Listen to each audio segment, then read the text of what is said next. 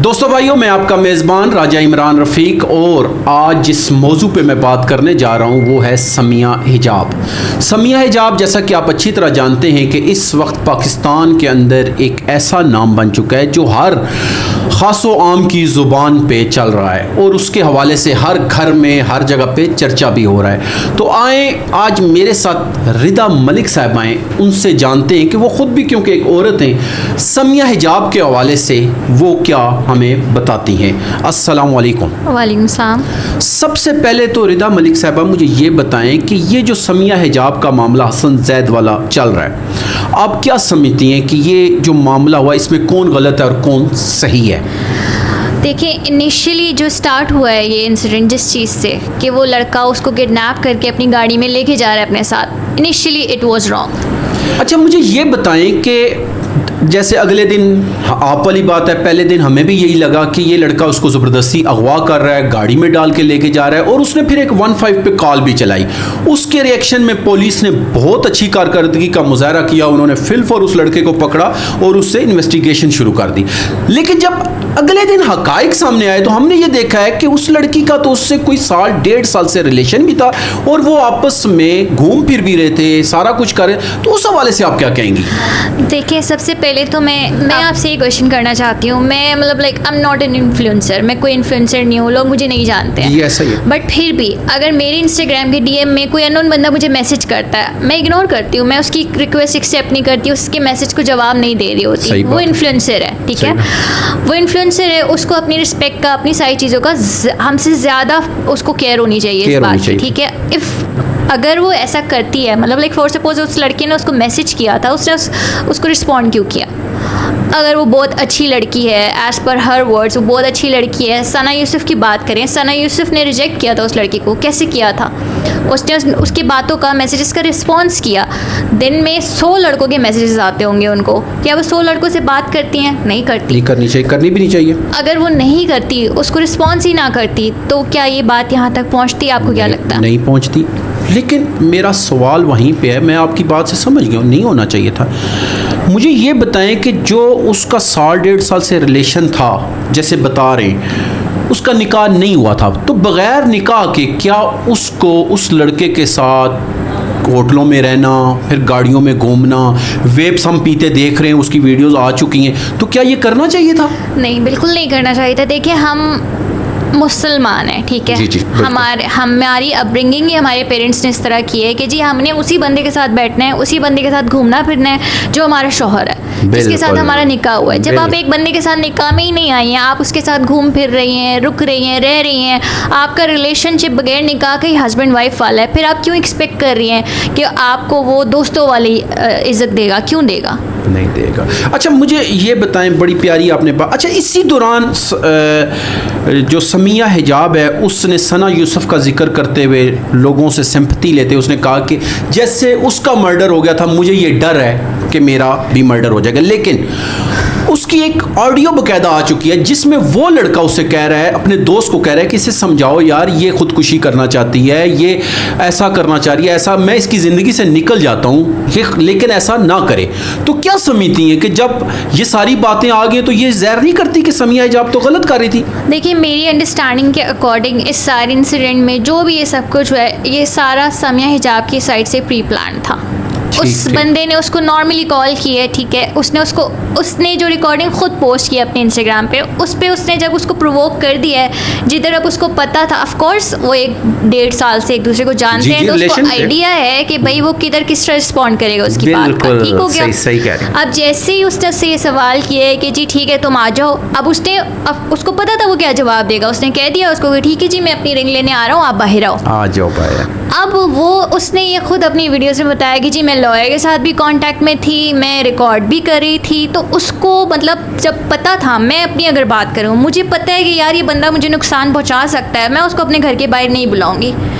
मैं उसको अपने घर के बाहर बुला रही हूँ क्योंकि मैं चाहती हूँ तमाशा लगे। ये तमाशा सारा जो हुआ है वो चाहती थी, उनको फेम चाहिए। अच्छा, एक और बात यहाँ पे आपकी बात से मुझे बात ज़हन में आ गई। हम ये देख रहे हैं, देखिए अगवा में हमेशा बंदा औरत को ज़बरदस्ती लेके भाग रहा होता है ना। हमने ये देखा कि लड़का आगे जा रहा है, समिया हिजाब उसके पीछे जा रही है, तो इससे एक चीज ये भी क्लियर होगी कि वो उसको अगवा करने की नीयत से नहीं आया था, ऐसा ही है या मैं गलत हूँ? आप बिल्कुल ठीक कह रहे हैं, मैं वही कह रही हूँ कि it was pre plan from Samiya side. वो प्री प्लान था सारा कुछ, उसने फेमस होना था, पहले उसने बहुत और चीज़ें करके देखी हैं, नहीं मिली हाइप उसको किसी भी चीज़ की। अब क्योंकि रिसेंट इंसिडेंट हुआ था सना यूसुफ का, उस पर अगर being a girl Sana Yusuf की भी सेम गलती है, why did she respond to that message? ठीक है, उसकी डेथ हो गई है तो सारे लोग उसको, सारी दुनिया उसको जो है सपोर्ट कर रही है सिंस शी हैज़ डाइड। अगर वो जिंदा होती तो आई डोंट थिंक सो कि उसको कोई भी सपोर्ट करता। क्यों? क्योंकि उसने रिस्पॉन्ड किया बंदे को।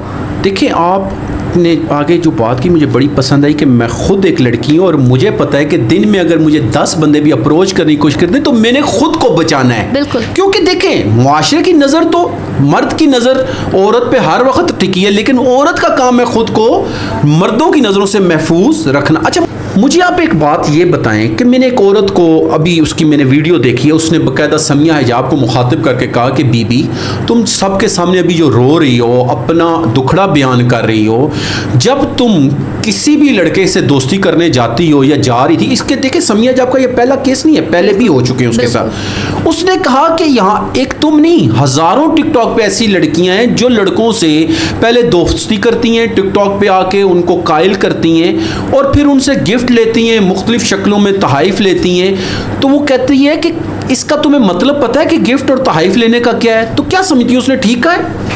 हाँ जी, बिल्कुल ठीक उसने कहा है, क्योंकि ऑफ कोर्स अगर कोई लड़का आपको गिफ्ट्स दे रहा है तो इन रिटर्न वो भी कुछ चाहेगा, गिव एंड टेक है। ऑफ कोर्स अगर उसने चीज़ें उससे एक्सेप्ट की हैं तो रिटर्न में उसने भी देनी है चीज़ें। हाँ, तो वो जब देगा तो वो तो फिर देखें, मैं ये समझता हूँ कि एक औरत को, बहरहाल आगे चलते हैं। मुझे एक बात ये बताएं कि अभी समिया हिजाब हम देख रहे हैं इंटरव्यूज़ में रो भी रही है। अच्छा, उसका एक और बड़ा हुआ है, अभी मैं देख रहा हूँ आप सिंपल बैठी हुई हैं, लेकिन समिया हिजाब को जब भी लोगों ने देखा बड़ा खूबसूरत चेहरे के साथ देखा, जबकि अभी उसकी जब रियल चेहरा आया तो बड़े लोग बेचारे मायूस भी हुए।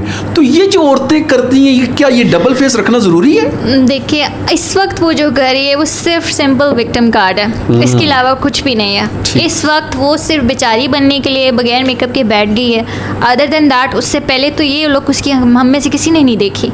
सही और बात, मैंने उनका एक इंटरव्यू देखा है जिसमें वो ये कह रही हैं कि जी मुझे फिल्टर फ्री रहना पसंद है ताकि लोग मुझे रियल में देख के भी पहचान सकें। This is the first time जिसको हम सब ने फिल्टर फ्री देखा है। अभी तुम्हें याद है ये जब तुम सारी तरफ से पता चल गया कि तुम्हारी मार्केट क्रैश कर गई है।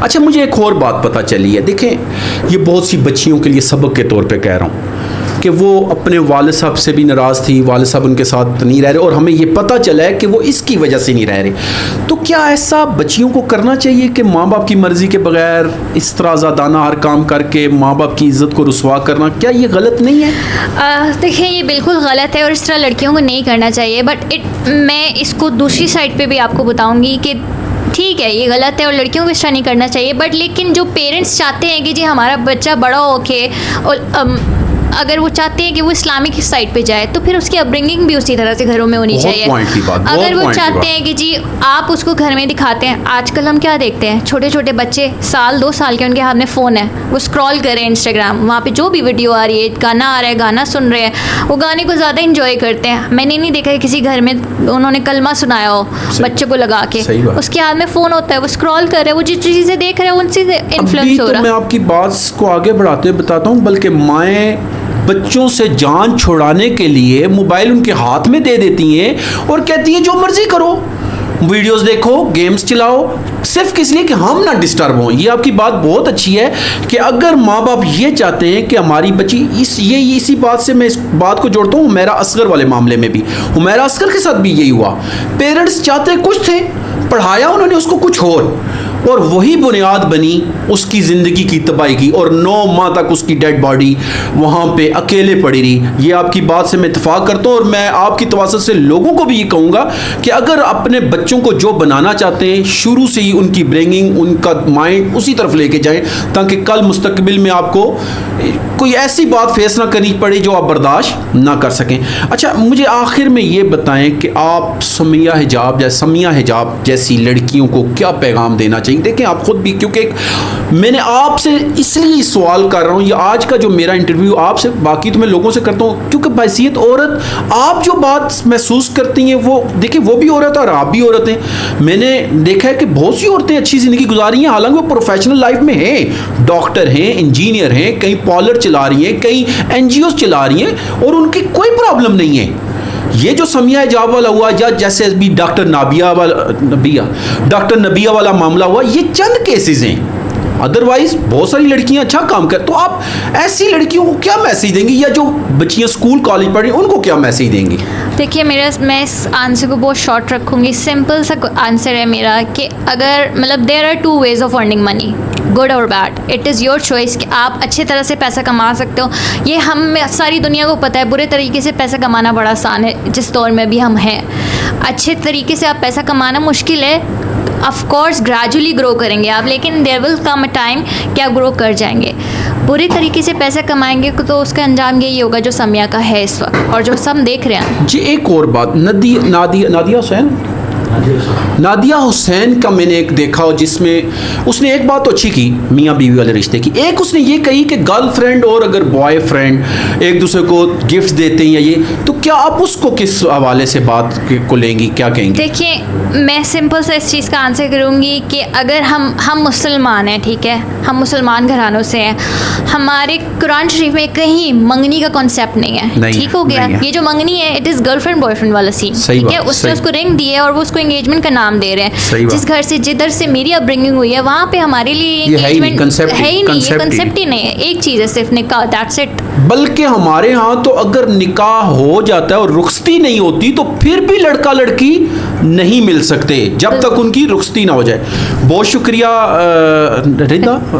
शुक्रिया रिदा मलिक साहिबा, ये हमारे साथ आज की मेहमान थी जिन्होंने 2-3 बातों को आपके सामने हाईलाइट किया। एक कि अगर कोई भी लड़का लड़की से दोस्ती करेगा, उसे गिफ्ट देगा, तो उसके रिटर्न में वो उससे कुछ ना कुछ लेगा, और वो आप अच्छी तरह समझते हैं कि क्या लेना उनका मकसद होता है। औरत के लिए सबसे बड़ी चीज़ उसकी इज्जत है, उसकी हिफाजत करनी चाहिए। और दूसरी बात जो इन्होंने की कि इस्लाम में निकाह के अलावा किसी रिश्ते का कोई कंसेप्ट नहीं है, और निकाह जब रुखसती हो जाए तो फिर वो औरत और वो मर्द एक दूसरे के इज्जत के भी मुहाफिज हैं, उसके जानो माल के भी मुहाफिज हैं, और फिर एक दूसरे का एहसास भी करेंगे। मैं उम्मीद करता हूँ आज का प्रोग्राम आप लोगों को बहुत पसंद आएगा, और बहुत सी बच्चियाँ जो अभी ग्रोइंग एज में हैं उनके सीखने के लिए बहुत कुछ मिलेगा। और आखिर में जो इन्होंने वालिदैन के हवाले से कहा कि जो आप बच्चों को बनाना चाहते हैं वही बच्चों की तरबियत में भी डालें।